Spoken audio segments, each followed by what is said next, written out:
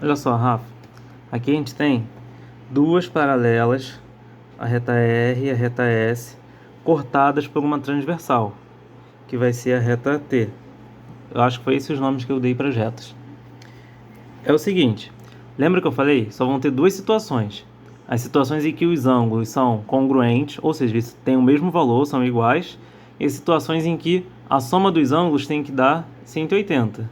E aí precisa lembrar das regras que eu passei. Tem a regra de correspondência, opostos pelo vértice, alternos internos, alternos externos, colaterais internos e colaterais externos. Cada um deles vai ter um, um significado, vai determinar alguma coisa, vai determinar se os ângulos são iguais ou vai determinar se os ângulos são suplementares. Suplementar é quando a soma é 180. E aí, o que a gente tem que começar a ver? Tem que começar a conseguir observar esse desenho aqui, observar essa região e conseguir transportar os ângulos. Por exemplo, eu tenho aqui o 3y na reta de cima e o y aqui na reta de baixo. Repara só, na reta S, esse ângulo y aqui, vou até pintar ele de azul para poder destacar ele, olha só. Ele está no lado esquerdo da transversal e na parte superior da reta R, da reta S.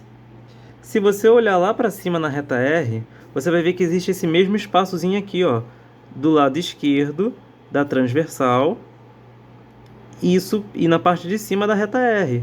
Consegue perceber que eles estão praticamente na mesma posição, só que cada um em sua reta? Isso aqui é o que a gente chama de correspondência. Esses dois ângulos são correspondentes. Então, se esse pedacinho aqui vale y, esse daqui também vai valer y. Por que que isso vale? Vamos lembrar de uma regrinha aqui. Ó, eu tenho uma paralela e outra paralela. Imagine que eu tenho uma terceira paralela aqui no meio.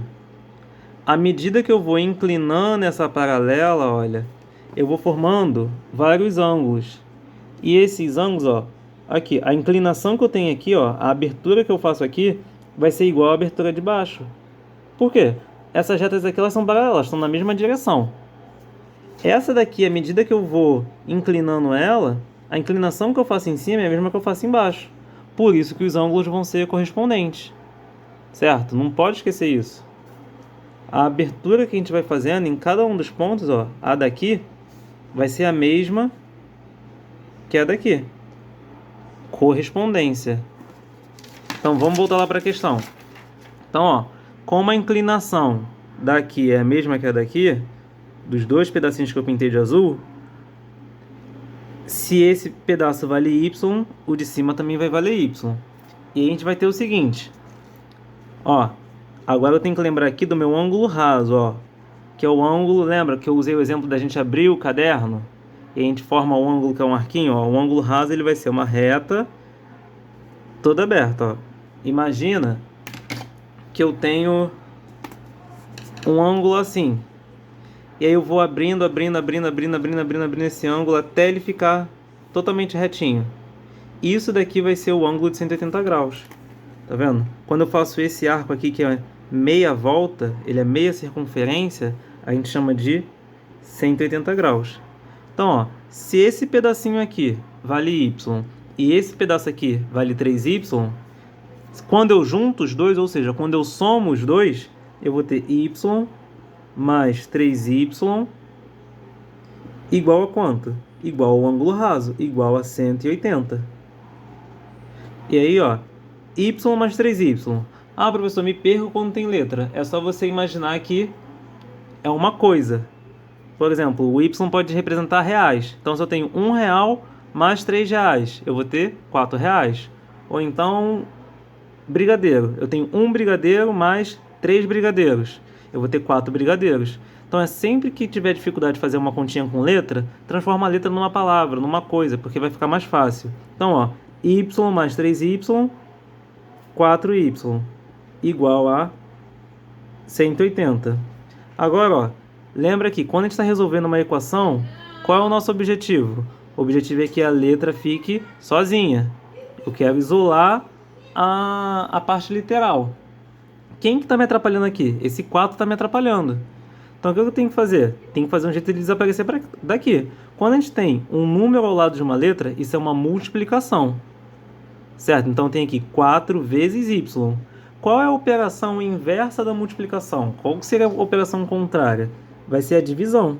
Então, se eu pegar aqui e dividir por 4, ó, 4y dividido por 4, 4 dividido por 4 vai dar 1. Então, ó, o 4 some. Vai ficar 1y. Só que como é uma equação, como tem um sinal de igual, tem que ter o equilíbrio. Lembra que eu falei? Tudo que eu faço de um lado, eu tenho que fazer do outro também. Então aqui eu vou dividir por 4. Vai ficar y igual a 180 graus dividido por 4. Agora é só a gente fazer essa divisão aqui. Se não quiser fazer a divisão, a gente pode fazer por simplificação, que às vezes pode ser mais fácil. Eu divido por 2 em cima e divido por 2 embaixo. 180 dividido por 2, 90. 4 dividido por 2, 2. Então, 90 dividido por 2, já ficou um pouquinho mais fácil de calcular. Então, y vai ser igual a 90 dividido por 2, 45. E aí, a nossa resposta vai ser 45 graus. O nosso y vale 45 graus. E se eu quiser saber esse outro pedaço aqui, o pedaço vermelho, como é que eu calculo o pedaço vermelho? A resposta da questão está aqui. Eu estou falando algo a mais. Se eu quiser calcular o pedaço vermelho, eu vou fazer 3 vezes 45. Por quê? O y vale 45? Então eu consigo calcular. Vai dar 135 graus. Ok? Mas a nossa resposta é essa daqui. Eu quero saber o valor de y. Y é igual a 45 graus.